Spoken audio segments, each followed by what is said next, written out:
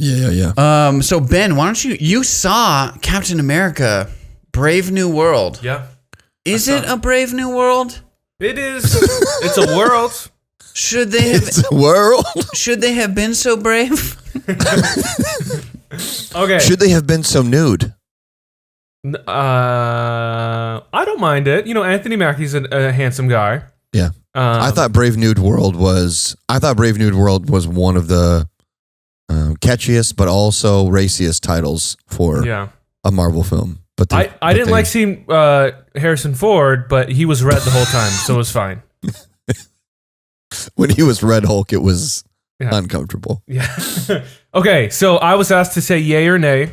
I'm going to say nay, but that doesn't mean that you should not go and see it.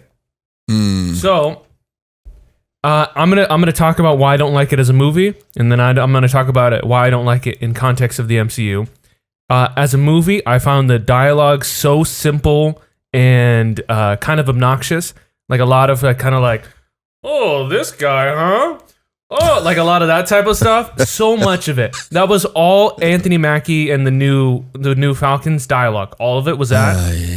And all their interactions, especially with what is supposed to be which it is, the heart of the movie, Isaiah Bradley. They're just going to keep bringing him up again so you can feel bad for him. But it's great because I like him. He's a nice old man. He's cool. And it's a decent arc. What they did with him. But I feel like this movie was accused of a lot of reshoots, and I could tell very much in some shots that I feel like there was a vision for this movie, and then they didn't want to take it so seriously. So there were moments where like, oh, that could be cool, and then it would just kind of like break it a little bit, which is classic Marvel. But this movie wanted to be a kind of a political thriller, action, but like wanted to be Winter Soldier, but not quite. Can you imagine like filming one of these movies and like you only film the dialogue and whatever action they don't CGI, and then you go see it and there's like 10, 15 minutes of CGI fights that you had no idea were in the movie. There was a lot of that, in a lot of wasted potential. A buddy of mine called it, this is the definition of a filler movie, which sucks because there's a lot of cool ideas that you could have expounded on that if you didn't focus on other things, it would have been really cool. So that's what I thought. It's as a movie, I don't think it's very good. I think as a Marvel movie, it's sort of enjoyable. It's passable. I think it's a little ridiculous though. Me personally, the gimmick of the Red Hulk, the Red Hulk felt like a gimmick. Like it just didn't. I get they try to work it in the story, and that's like Harrison Ford's arc. But I couldn't take Harrison Ford seriously. I could not look at him and be like, oh, that's Everett Ross. He's playing the Red Hulk. He's the new president now, or whatever. I just kept looking at him. That's Harrison Ford. That's Indy. And I could tell that he was phoning in it just a little bit. I mean. And then when he did his big Red Hulk thing, I was like, my buddies around me were like, oh, dude, oh my God, it's going crazy. And I'm like, that is freaking Harrison Ford as a big red monster attacking the White House. And I'm sorry, I can't, like, I was just like, it looks cool. Like, yeah, I guess it looks cool. What if he was like a little more orange, like in hue? I knew that was coming. I knew that was coming. This like big white guy is president. He just turns into this orange monster. It does sound like it might be a little bit metaphorical. There were some moments like that, but I appreciate it. It was a good message in the end. You can definitely know where these people stand, but I don't think that what they were trying to say was. Malia said that it felt like I'm gonna throw a Tesla truck. I'm gonna throw a Cybertruck at the White House. Yeah, so there's like a moment where Isaiah Bradley does not trust the government. Obviously, Isaiah Bradley does not trust the government, and he's like, "Well, how could you stand there next to Everett Ross? How could you do that?" And he's like, "Well, he's still the president. I may have not agreed with him in the past, but I still have to stand next to him. I think it's less what me and him agree on, and less the message that it sends to the rest of America." My fear when I saw the trailer, the very first time. Even when I saw the first release, because I think I don't like the Red Hulk in the comic books. He's a filthy, awful character. He's just he's like Ross. He's like a bully who is not trustworthy, becomes a Hulk, and then he acts like an idiot. He's a jerk. But it's interesting to have more characters in the MCU that you recognize from the comics. Yes. And Red Hulk is definitely obviously recognizable. So I thought that was cool when I first saw the statement about it way before they started production.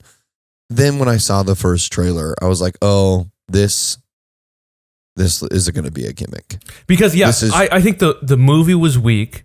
Whatever story they had, they're like, how do we get people? This is not a good enough movie to like get people into the seats. What do we do? Oh, we could put Red Hulk in. Yeah. I don't know if I don't want to see Harrison Ford as Red Hulk in an Avengers movie. I'm not interested. I don't know. I'm just not interested in it. Like, again, we said this the other day, just give me characters that are interesting. Unfortunately, I feel like even Anthony Mackie's character, in Falcon and Winter Soldier, I was very confused about what his character arc was supposed to be. Yeah. Very, very confused. They still don't know what to do with for him. the first time ever, he was acknowledging that racism existed.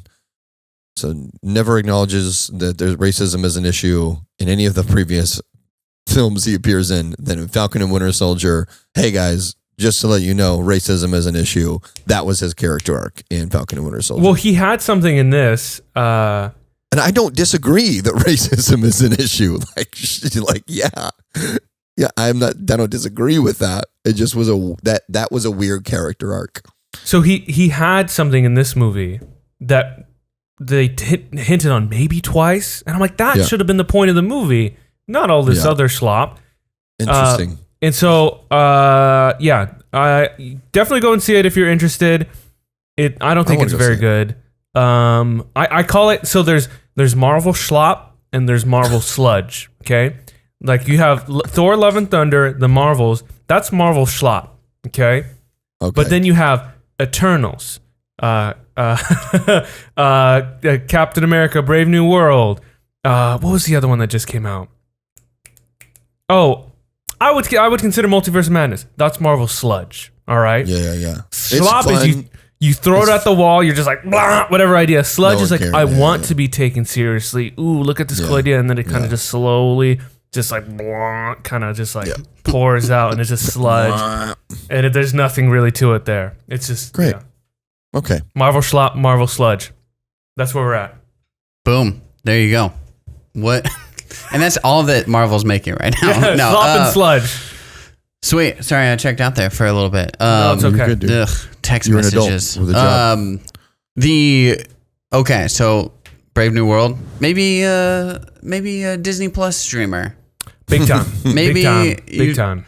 I mean, yeah. Okay. So we're trending in the right direction. Mm-hmm. Marvel, maybe. I don't know. It's just that's the joke. I was like, Marvel's back. The whole thing. My whole thing with it, just based on previews. We said this. Fantastic Four looks like a movie I haven't seen before. A superhero movie I haven't seen before. Yeah. Brave New World looks like the same exact movie that you've been putting out. You've seen this movie. Yeah. Okay. And I've seen this movie before. I don't need to go spend $20 in the theater to see it again. I have one more thing, super quick, just because I want to get it out before, because we'll probably never talk about this movie again. So there was rumors of reshoots. The director says it never happened, but I think it kind of did, especially. So there was a character in the movie that I didn't love, but everyone else kind of liked. She was Ross's personal bodyguard, and in the comics, she's from Israel. She's in Israel, a Jewish kind of superhero, and you could tell that her parts were cut out. There were even some moments where she showed up in what appeared to be an outfit, like a blue kind of outfit, never addressed, never talked about ever again. So, but then you had a point in the movie where Everett Ross the president was shot at, was like almost assassinated. Didn't cut that out. So you cut out the Jewish woman's parts, but you leave the president getting assassinated. It's okay. You know what? That's okay. Interesting choice. Well, listen, that was just because that happened this weekend, so we had to address it.